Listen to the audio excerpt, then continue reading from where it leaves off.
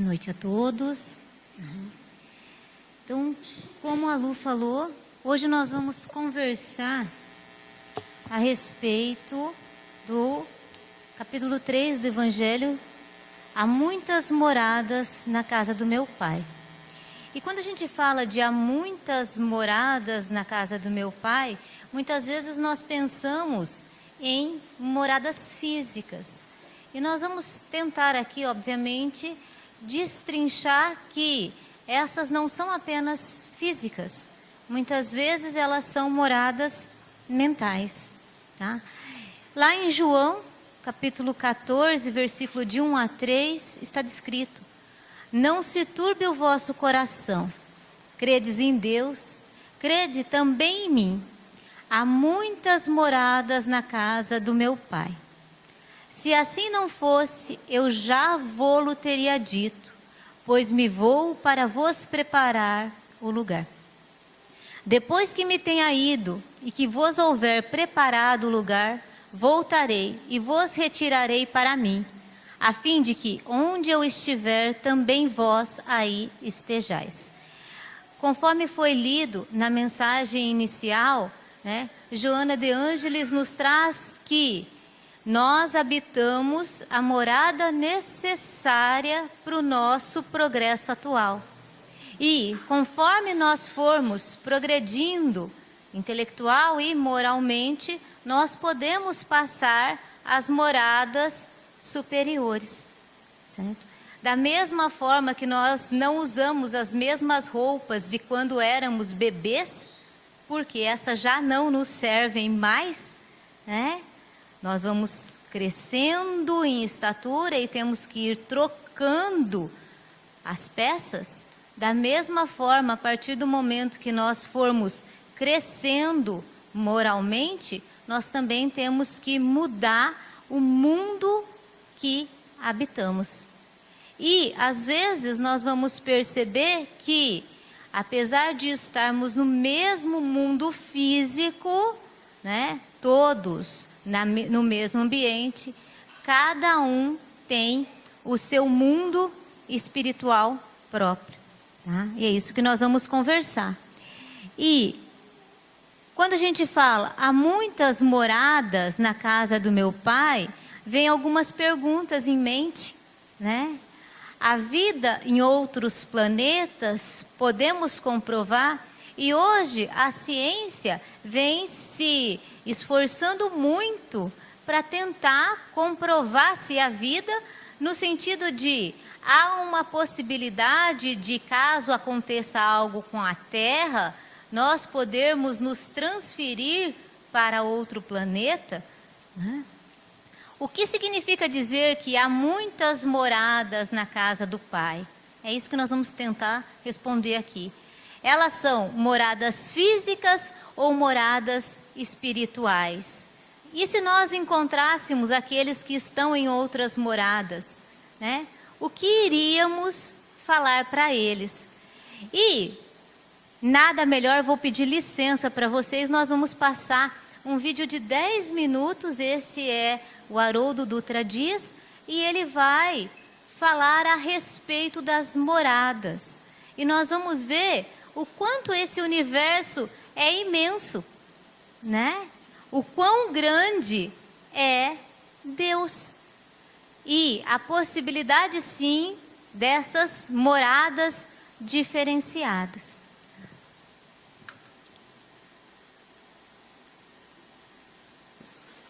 Há muitas moradas na casa de meu pai. Quando eu li isso aqui, eu falei, meu Deus, por que Kardec coloca isso na base? O que eu não estou conseguindo enxergar? Há muitas moradas na casa de meu pai. Então, eu comecei a refletir e descobri algumas coisas que eu quero compartilhar. São poucas coisas, eu sei. São pouquinho, mas é um pouquinho que eu quero repartir. Todas as religiões da Terra são tribais.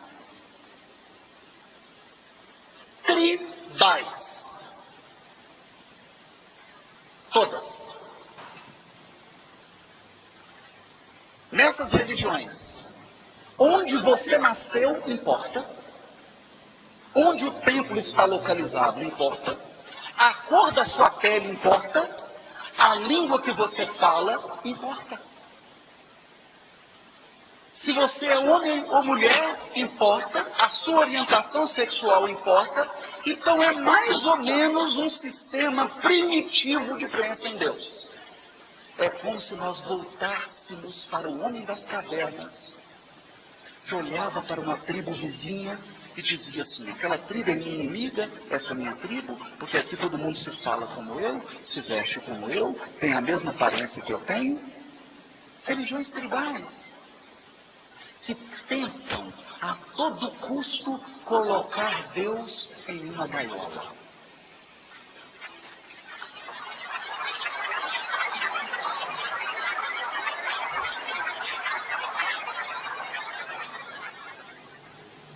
Então, eu tive um vislumbre. Como que eu tive esse vislumbre? A minha esposa viajou e eu fiz uma pipoca de micro-ondas. Sentei com meu filho de 7 anos e nós fomos assistir Star Trek, Jornada nas Estrelas, versão moderna. E enquanto eu comia a pipoca, com ele, e a gente assistindo a nave, a Enterprise, fazendo dobras estelares, viajando por outras galáxias, vários planetas, os planetas se reunindo numa federação. Eu falei, eu acho que eu comecei a compreender. Então eu fui para a Wikipedia e descobri o seguinte: a luz viaja a 300 mil quilômetros por segundo. 300 mil quilômetros por segundo. Quanto tempo você demoraria para chegar no seu trabalho a essa velocidade? Seria um sonho. Seria um sonho, porque eu demoro 1 hora. Mas eu queria dar algumas pequenas dimensões. O Sol mais próximo do nosso está a 8,6 anos-luz da gente. Se você fizer suas malas, fizer o check-in, entrar numa nave que viaja à velocidade da luz, 9 anos depois você chega em Sírius.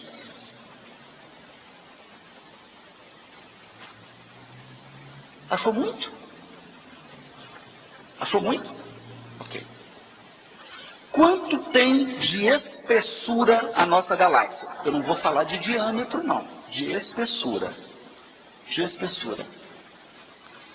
Entre 1.000 a 3.000 nas pontas, 1.000 anos-luz e 3.000 anos-luz no centro.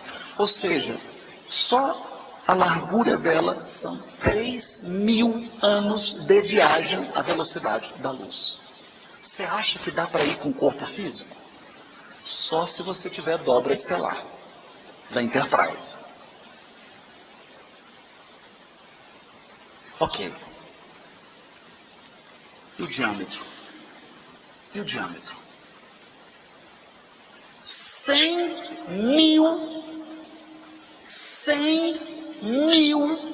anos-luz. 100 mil. Você já imaginou? Você sai espírito zombeteiro e chega espírito sábio na outra ponta.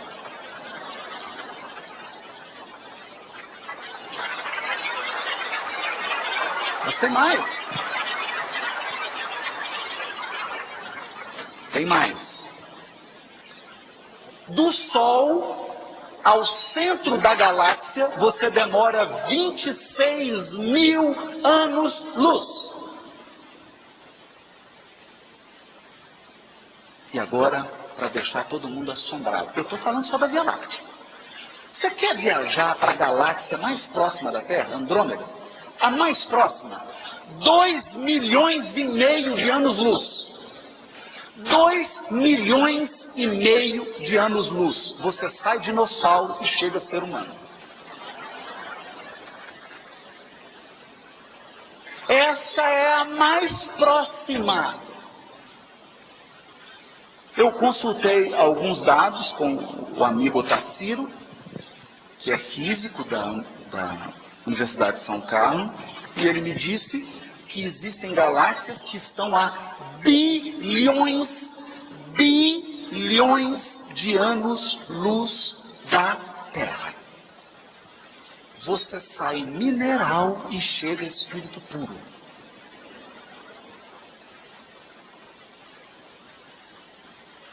Eu pergunto,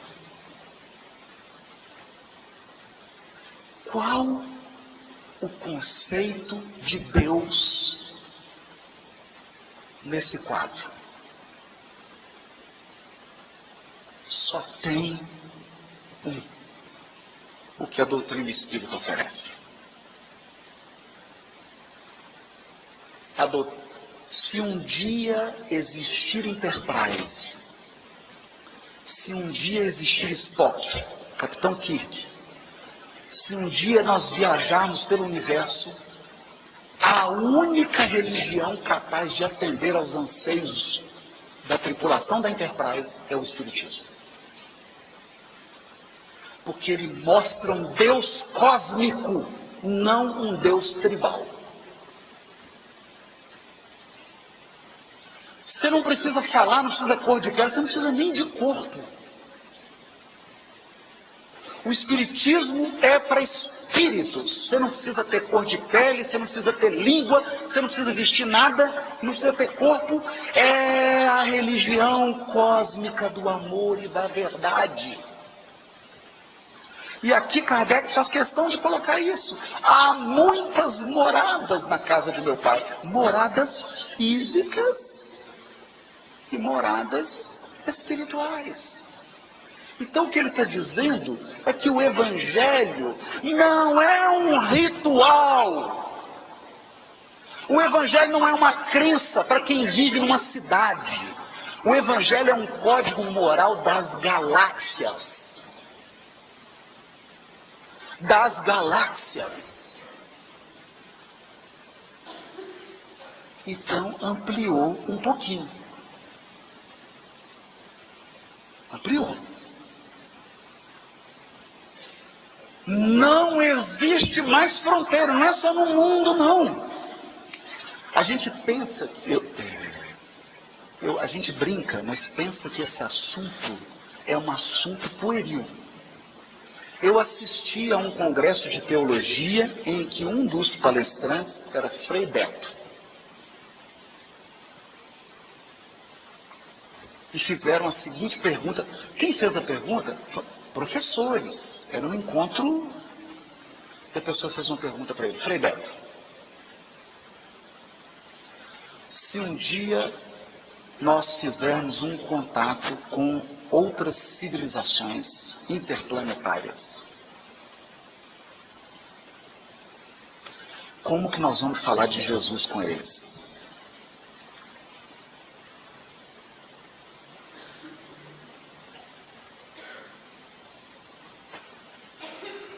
Como é que você vai conversar como? Sinceramente, como espírita eu não teria dificuldade nenhuma. Eu pegaria o capítulo 3 do Evangelho segundo o Espiritismo e diria, há muitas moradas na casa do meu pai. Meu pai é seu pai, então, prazer te ver, irmão. Você estava longe, né?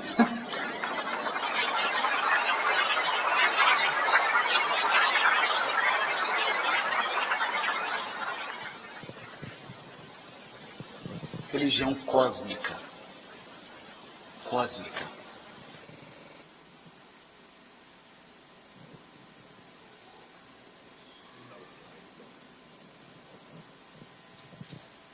Bem, não tem nem o que falar, né? todos esses dados que o nosso querido Haroldo nos passou, é de se impressionar. E aí a pergunta, né?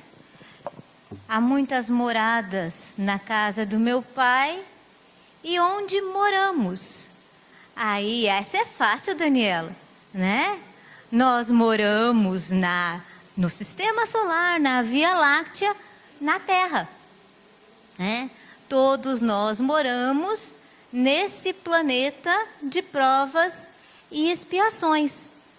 Mas vamos lá. A casa do Pai é o universo.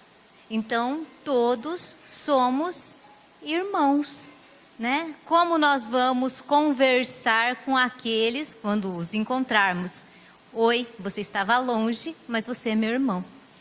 As diferentes moradas são os mundos que circundam no espaço infinito e oferecem aos espíritos que neles encarnam moradas correspondentes ao adiantamento dos mesmos espíritos, o que Joana de Ângeles nos falou na proposição inicial.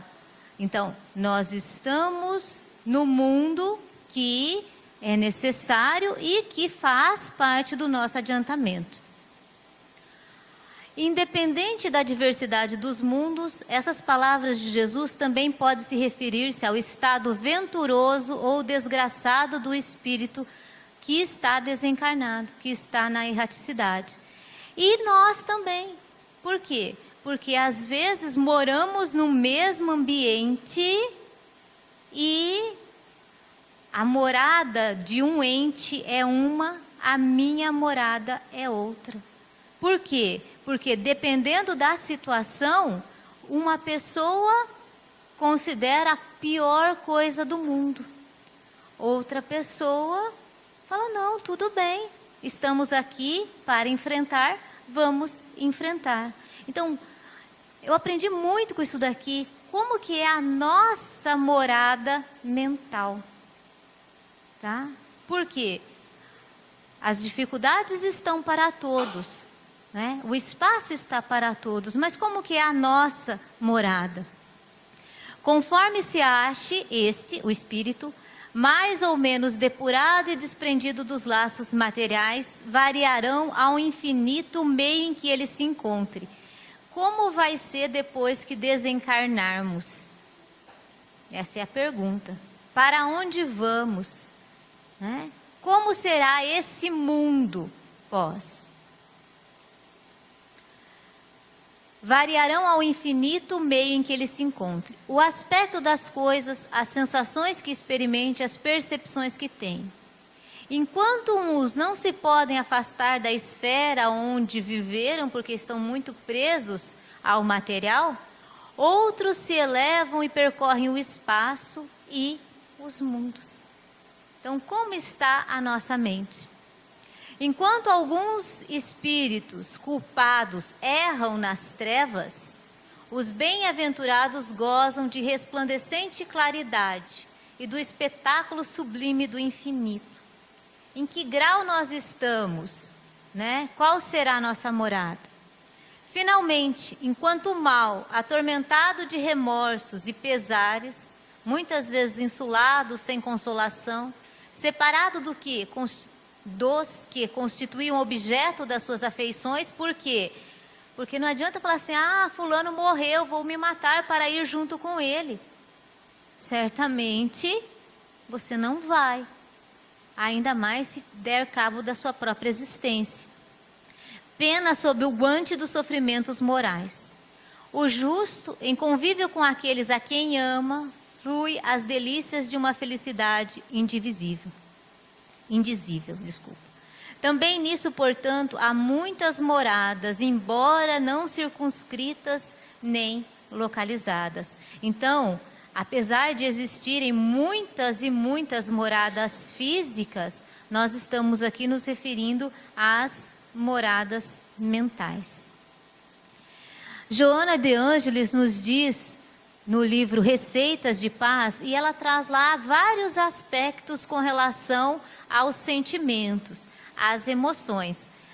Nós pegamos aqui a agressão, tá? Diferentes estados da alma na erraticidade, porque encarnados ou desencarnados, nós vamos nos situar em moradas determinadas segundo o nosso adiantamento. Então, em situação de agressão, quando alguém investe furibundo atacando outrem, já se encontra desequilibrado. E quantas vezes nós não vemos pessoas desequilibradas no trânsito, por exemplo, né? Opa, o semáforo fechou, eu preciso parar, e vem o outro atrás e buzina. Sendo inúteis os esforços do outro aplicados na palavra a fim de o chamar à razão. Porque quando uma pessoa está em estado de agressão, é difícil você contê-lo. O agressor psicologicamente encontra-se dominado pelo instinto da destruição, faltando-lhe os valores morais para superar a circunstância ou ocorrência que o desagrada. E aí, a pessoa numa situação inadequada a ele, né, se enfurece, se enraivece, deixa-se vencer pela irascibilidade racional, atacando com violência. Porque de vontade viciada e sem controle sobre os próprios impulsos, descarrega suas frustrações e conflitos nas pessoas que, de alguma forma, o enfrentam, ou não se lhe submetem, ou ainda semelhantes o provocam. Alguém já viveu uma situação parecida com essa? No trabalho? Em casa? Né? Em que a pessoa está enraivecida, raivosa, e se você for falar com ela, a situação muitas vezes se torna ainda pior.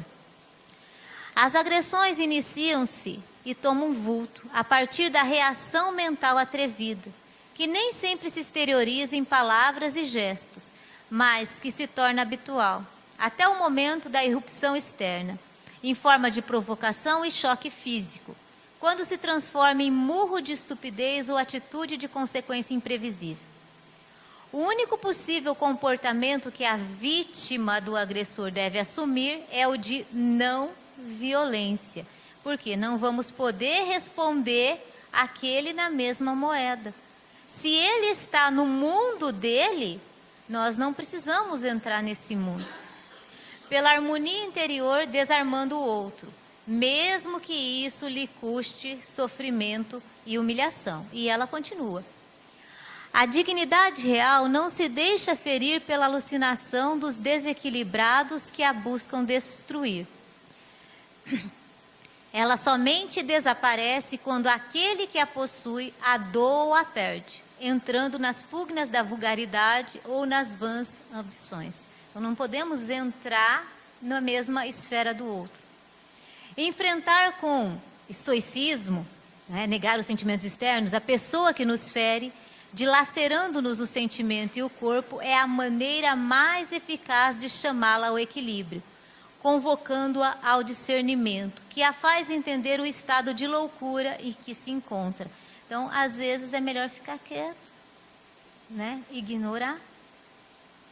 Assim converte cada tribulação em conquista valiosa, esculpindo no teu mundo íntimo o seu conteúdo, de modo a não repetires os mesmos erros que ora te jugulam ao carreiro da agonia. Sofrendo, valorizarás a alegria e a paz, porque são só nesses momentos que nós mais valorizamos os momentos de alegria e os momentos de paz. Amando mais seguramente o teu próximo e melhor entendendo as suas dores, que são companheiras das tuas.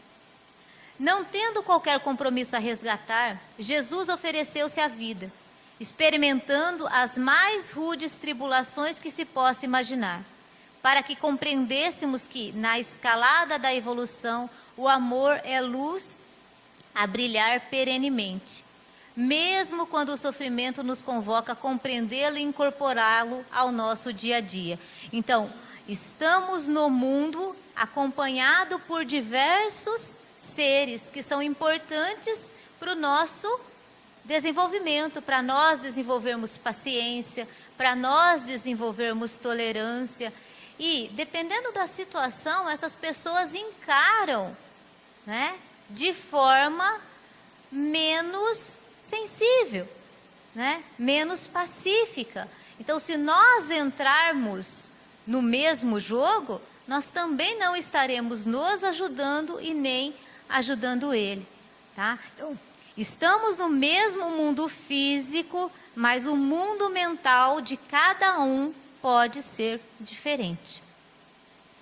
Então, quando nós falamos de mundos habitados, né, nós temos lá os mundos primitivos, nos quais ocorrem as primeiras encarnações, né?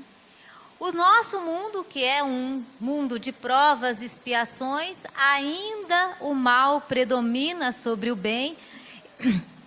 E falando em mal predominar sobre o bem, essa semana eu achei bastante interessante o seguinte: Cascavel normalmente é lembrada, né, pelo Brasil, é a cidade que decapitam prisioneiros, é a cidade que cortam, né, os leões comem braço de criança.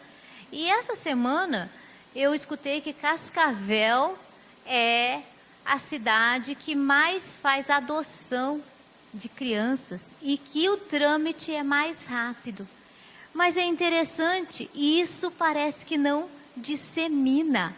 Então, se eu perguntar para alguém, né, se eu falar para alguém, eu moro em Cascavel, dificilmente a pessoa vai falar assim: é aquela cidade que mais tem adoção? Não, é aquela cidade que leões comem braço de crianças. Por que eu estou colocando esse exemplo para vocês? Porque, apesar de o mal ainda predominar sobre o bem, muito bem existe. Só que o bem é pouco divulgado, certo? Faz mais propaganda e faz mais ibope divulgar aquilo que seja o mal, tá? E desses mundos nós vamos mudar de roupa, né? Vamos crescer, vamos partir para um mundo de regeneração, onde o mal e o bem se equivalem, até chegarmos lá aos mundos felizes, onde há a predominância do bem sobre o mal, e os mundos celestes, onde só há o bem. Seria muito interessante, né? Ser pedra, entrar numa nave, fazer uma viagem intergaláctica, como o Haroldo diz, e acordar aqui nos mundos celestes. Mas que mérito nós teríamos se não houvesse esforço próprio, né? Então, ora, assim como numa cidade a população não se encontra todas nos hospitais ou nas prisões, nós estamos na Terra. Todos somos seres humanos encarnados nesse mundo de provas e expiações. Também na Terra não está toda a humanidade. E do mesmo modo que do hospital saem os que se curaram, porque eles não precisam mais estar ali, né? Já conseguiram a cura, e da prisão os que cumpriram suas penas, o homem deixa a terra quando está curado de suas enfermidades morais. Então, certamente, um dia nós vamos conseguir evoluir para um outro mundo mais elevado. Porque há muitas moradas na casa do meu Pai.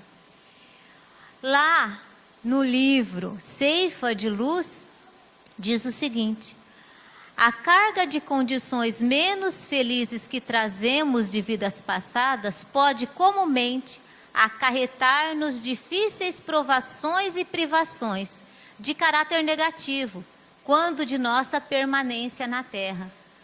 A pergunta é aqui: alguém tem problemas? Ninguém? Que bom, né? Então, alguém se sente privado ou provado? Sim, porque estamos em evolução. Provavelmente não teremos a equipe familiar tão unida como desejaríamos. E quem aqui nunca pensou: eu poderia ter nascido na família do alheio, do outro, parece que aquela família é tão melhor, né? E nem contamos ainda com ideais de elevação em todos os seres queridos, segundo as nossas aspirações.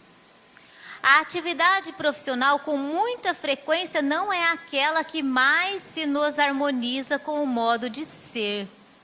Eu trabalho com isso, não é bem isso que eu gosto de trabalhar. Porquanto, em muitos lances da experiência, somos forçados à execução de tarefas menos agradáveis, para a regeneração de nossos impulsos inferiores. Será que com isso nós não estamos sendo provados, né?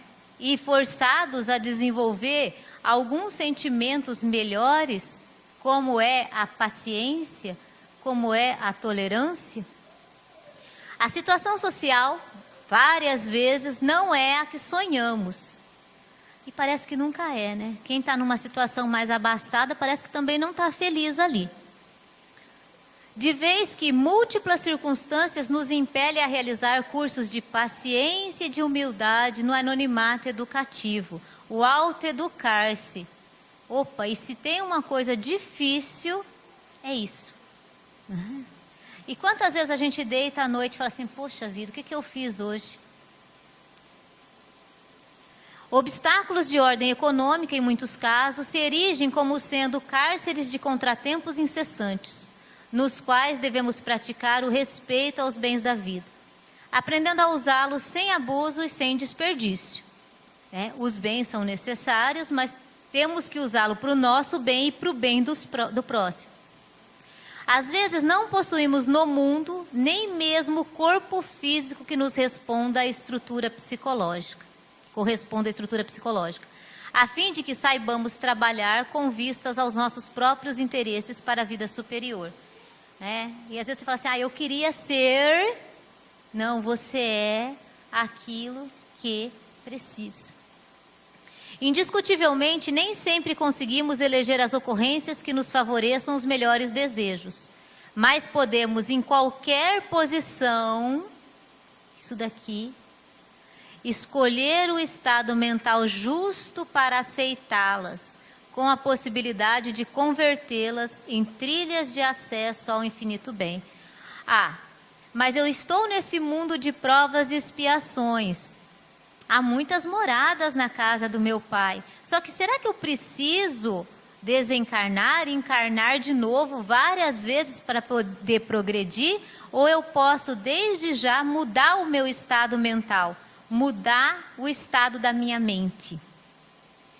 E depois de aceitá-las construtivamente, verificamos que a bondade de Deus nos concede a bênção do trabalho, no qual ser-nos-á possível ajudar-nos para que o céu nos ajude. É aquele negócio, que Deus nos ajude. E quanto que nós estamos ajudando para que Deus possa nos ajudar? Abreviando qualquer período de prova, renovando o campo íntimo, sublimando a existência e acendendo a luz inapagável do Espírito, em nosso próprio destino, para a edificação de um futuro melhor. O quanto eu estou mudando a minha mente? Essa pergunta não é para vocês, não, é para mim, O quanto eu mudo o meu estado mental, já que eu não posso mudar a minha morada física? O quanto eu estou alterando o meu estado mental em cada situação? Quanto de embate eu tenho evitado com o próximo? E muitas vezes o próximo é o próximo mais próximo de mim. A qualificação de mundos inferiores e mundos superiores nada tem de absoluta. É antes muito relativa. Tal mundo é inferior ou superior com referência aos que lhe estão acima ou abaixo na escala progressiva. Quem já teve a oportunidade de ler ou estudar o livro O Céu e o Inferno, conseguiu verificar os vários depoimentos de diferentes espíritos que na erraticidade, no desencarne, descobriram-se em diferentes mundos. Então tem os espíritos felizes que contam como é o mundo em que vivem. Tem os espíritos atormentados, tem os espíritos infelizes que contam qual é o mundo, certo? Onde vivem. E aí assim, minha avó desencarnou ontem, certo? E na família está toda assim, que bom, agora parou de sofrer, certo? Foi para o céu. vamos ficar bem quietos, né? Por quê? Porque assim, nós estamos no outro lado do mesmo mundo que estamos neste lado. Certo? Então, assim, muita oração para que possa entender todo o processo. Certo? Onde moramos? Isso é fácil, na terra. A pergunta é: onde mora a nossa mente? Em que mundo a nossa mente está? Há muitas moradas físicas na casa do Pai, que é o universo, mas em mim existem muitas moradas mentais. E, dependendo da situação, nós falamos assim, nossa mente está mais equilibrada, está numa condição mais feliz. Mas e nas situações dolorosas, e nas situações de sofrimento? Como está a nossa morada interna? Né? À noite, ao deitar, se eu desencarnasse agora, para onde eu iria? Alguém já se fez essa pergunta? Qual é o mundo que eu iria encontrar? O Mauro lá atrás fez assim. Eu tenho medo ainda de me fazer essa pergunta. Por quê? Porque, puxa vida, né? Vamos aproveitar o máximo possível essa morada, esse mundo, para tentar melhorar. Por quê? Né? Vigiai e orai sem cessar, pois não sabeis nem o dia e nem a hora. Tenho certeza absoluta que a minha avózinha, com 92 anos, certamente não sabia que seria ontem. Né? Até nós chegarmos lá nos mundos regeneradores. Contemplai, pois, à noite a hora do repouso e da prece, a abóboda azulada, e das inúmeras esferas que brilham sobre as vossas cabeças. Todos aqui eu acho que já estivemos alguma vez num campo aberto, porque na cidade não dá para ver muito bem, né? Mas num campo aberto você olha numa noite de céu limpo e você fala assim, meu Deus, como é maravilhoso. E na nossa ignorância e no nosso egoísmo, a gente acha que só nós estamos aqui.